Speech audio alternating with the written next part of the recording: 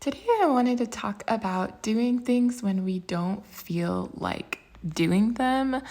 As a full time mother, I definitely encounter these moments frequently. I find that I do a lot of things that I don't necessarily want to be doing that second or that minute.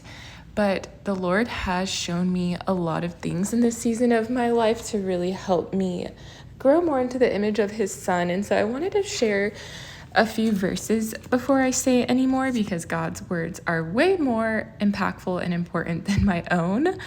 And so the first one is from Proverbs 31. I'm sure you've heard of the Proverbs 31 wife. This is Proverbs 31:27. She looks well to the ways of her household and does not eat the bread of idleness. Oh, this is so helpful. Looking well to the ways of our household and not eating bread of idleness.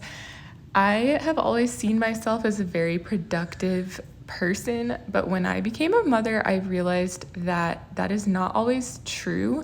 I think I'm very productive when I'm doing things that I really, really want to do at that time, but when I'm forced to do things that are maybe a bit more tedious or hard work, I don't always want to do it. And so this verse has really convicted me of idleness, which I never thought I would struggle with, but I have in motherhood. Another verse that I really wanted to share with you is Isaiah 40:31. But they who wait for the Lord shall renew their strength. They shall mount up with wings like eagles. They shall run and not be weary. They shall walk and not faint. And so I find as a mom, I'm waiting for the Lord so often, especially those early newborn days when I feel like I have no strength. And I love thinking of this verse because it reminds me I'm waiting for the Lord, and He's the one who renews my strength. He's the one who gives me the grace to get through each day. And if I continue waiting on Him and asking Him for help, He will renew my strength as I seek to do His will.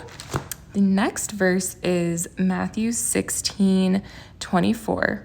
Then Jesus told His disciples, if anyone would come after me, let him deny himself and take up his cross and follow me. For whoever would save his life will lose it, but whoever loses his life for my sake will find it. For what will it profit a man if he gains the whole world and forfeits his soul? Or what shall a man give in return for his soul?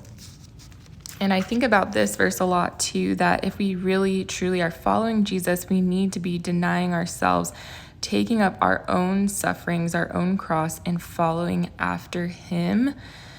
This is mainly coming up in my life when I'm tempted to grumble and complain about something, and I remember, I'm on the narrow path with following Jesus, and so this path is not going to be easy. It's not going to be the one that's most taken.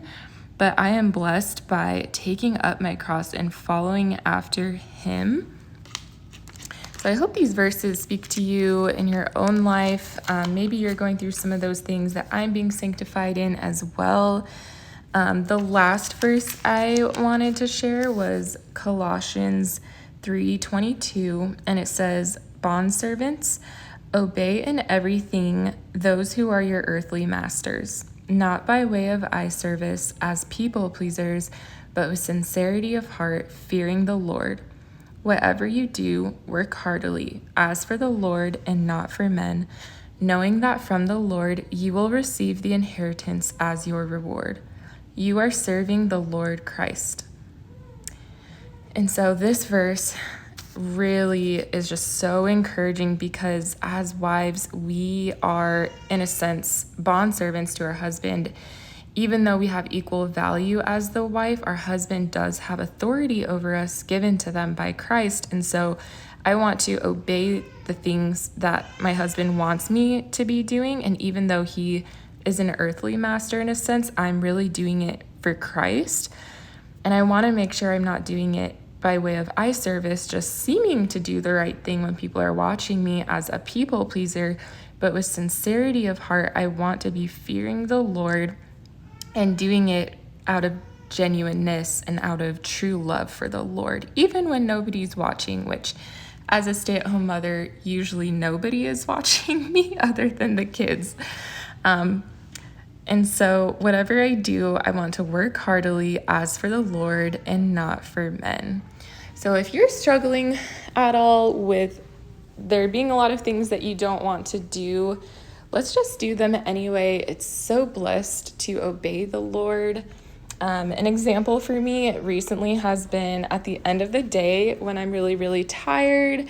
The last thing I want to do is clean up the kitchen, take out the trash, and reset the house for the next day. And there was a period of time where I wasn't always doing that. And I remember waking up in the morning like, wow, this is going to suck cleaning my whole kitchen right now before I start the day. And I quickly realized that even though I really don't want to wrap up the whole kitchen at night after a long day of taking care of the children, I decided I'm just going to do this even if I don't want to. And I can't tell you how blessed our whole family has been ever since I started doing this. If we only ever do things that we want to do, nothing will ever get done. So, what are some things that you haven't been doing that maybe if you started doing them anyway, it could really serve your family? Would you say that you are living in obedience to what Christ would want you to be doing with your day? Are you somebody who struggles with idleness, or if you don't normally struggle with that, is there an area of your life where you think that maybe you could be working harder?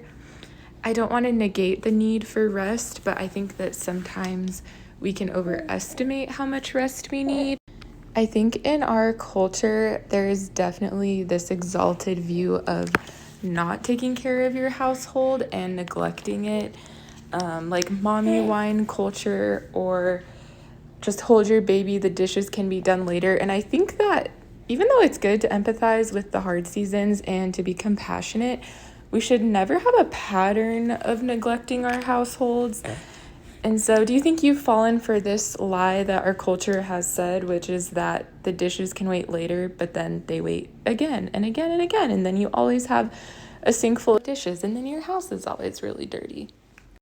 I used to be a pharmacist, and I always say that being a mom is 10 times harder than pharmacy school or being a pharmacist. So, if you are going through a hard season where you're trying to rest and get back on your feet, this message really isn't for you. I think it is good to listen to our bodies and make sure that we are healing, especially after having another child. But if you're not in that kind of a season and you regularly aren't looking after your household, I would really encourage you to think about our Lord Jesus Christ and what he would want you to do. I love the verses in Proverbs 31 about the Proverbs 31 woman, and I find that I'm constantly thinking of her example. I love you guys, and I'll see you in the next one.